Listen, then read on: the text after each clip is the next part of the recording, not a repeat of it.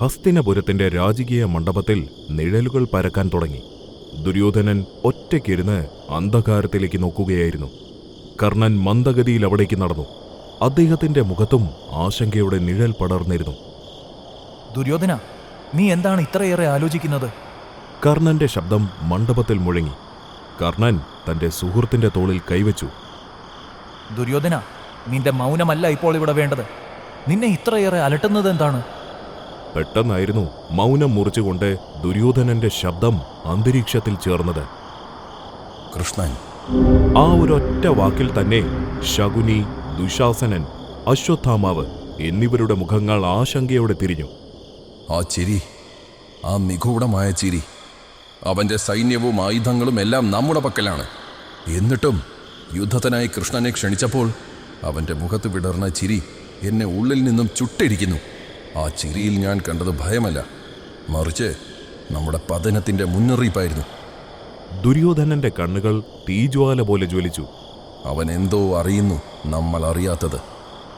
ശകുനി നിഴലിൽ നിന്ന് പുറത്തു വന്ന് ദുര്യോധനനെ സമീപിച്ചു. എന്റെ പ്രിയപ്പെട്ട പുത്ര ദുര്യോധന, അദ്ദേഹം പുഞ്ചിരിയോടെ പറഞ്ഞു. കൃഷ്ണൻ തന്ത്രശാലിയാണ്. അവന്റെ ചിരി കൊണ്ട് നിന്നെ പരിഭ്രാന്തനാക്കുകയാണ് അവന്റെ ലക്ഷ്യം.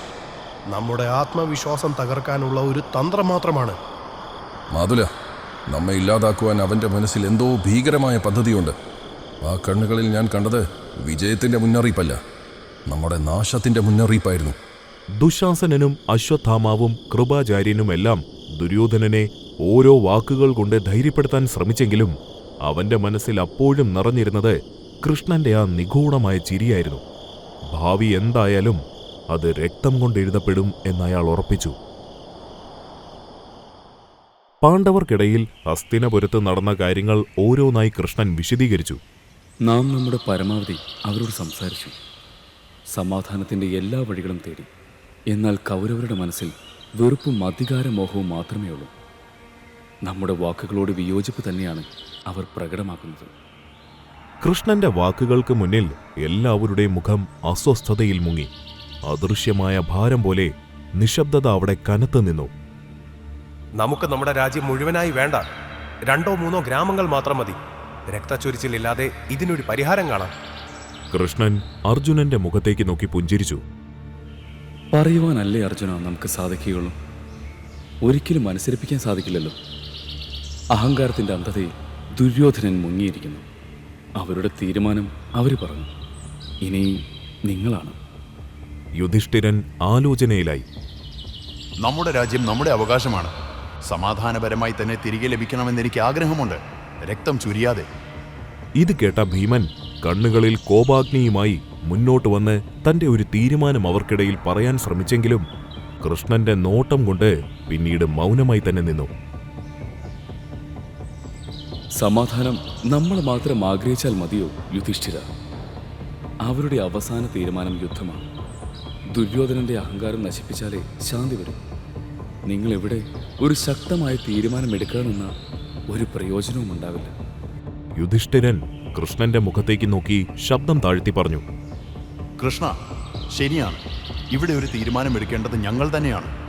എന്നാലും അങ്ങ് പറയൂ, ഞങ്ങൾ എന്താണ് ചെയ്യേണ്ടത്, ധർമ്മത്തിന്റെ വഴിയിൽ നിന്ന് വ്യതിചലിക്കാതെ? കൃഷ്ണന്റെ മൗനം അവിടെ എല്ലാവരിലും പടർന്നുകൊണ്ടേയിരുന്നു. അല്പസമയത്തിനു ശേഷം കണ്ണുകളിൽ ദൂരദൃഷ്ടിയോടെ തന്റെ ഒരു തീരുമാനം വ്യക്തമാക്കി. അവർക്ക് വേണ്ടത് യുദ്ധമാണ്, നമുക്ക് വേണ്ടതോ രാജ്യം. ധർമ്മം നിലനിൽക്കേണ്ടതുണ്ട്.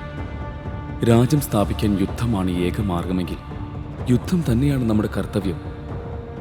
അത്രയും നേരം മൗനമായി നിന്ന ഭീമൻ തന്റെ അഭിപ്രായം എല്ലാവർക്കും മുന്നിൽ തുറന്നു പറഞ്ഞു. യഥാർത്ഥത്തിൽ അതുതന്നെയല്ലേ വേണ്ടത്? ദുര്യോധനന്റെ അഹന്തയ്ക്ക് ഇനി ഒരു മരുന്നേ ഉള്ളൂ.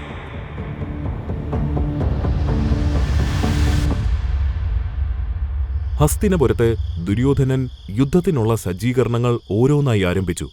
ദുര്യോധനൻ യുദ്ധത്തിനുള്ള പദ്ധതികൾ ഇടുമ്പോൾ പെട്ടെന്നാണ് വാതിൽക്കൽ ഒരു ശബ്ദം ദുര്യോധനൻ കേട്ടത്. തന്റെ പിതാമഹനായ ഭീഷ്മയെ കണ്ടതും ദുര്യോധനനിൽ അല്പം ധൈര്യം നിറഞ്ഞു. എന്നാൽ ഭീഷ്മ മറ്റൊരു കാര്യം ആവശ്യപ്പെടുവാനാണ് വന്നത്. പിതാമഹ, അങ്ങ് സൈന്യത്തിന്റെ മുഖ്യ സേനാപതിയായി തന്നെ വേണം.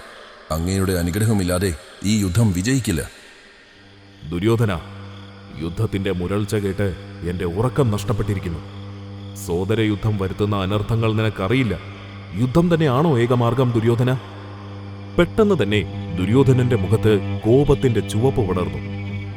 സമാധാനമോ? ഒരിക്കലുമില്ല. ഇതെന്റെ അന്തിമ തീരുമാനം തന്നെയാണ്. പിതാമഹ, അങ്ങ് എന്നോടൊപ്പം നിൽക്കുമോ അതോ? അയാളുടെ തീരുമാനത്തിൽ നിന്നും മാറ്റമുണ്ടാവില്ല എന്നറിഞ്ഞ ഭീഷ്മർ അല്പം വേദനയോടെ ശപഥം ചെയ്ത ബാധ്യതയോർത്ത് അവിടെ നിന്നും പുറത്തേക്ക് നടന്നു. ഒരു മഹാപടയെയാണ് ദുര്യോധനൻ പാണ്ഡവർക്ക് വേണ്ടി കണ്ടുവച്ചിരിക്കുന്നത്.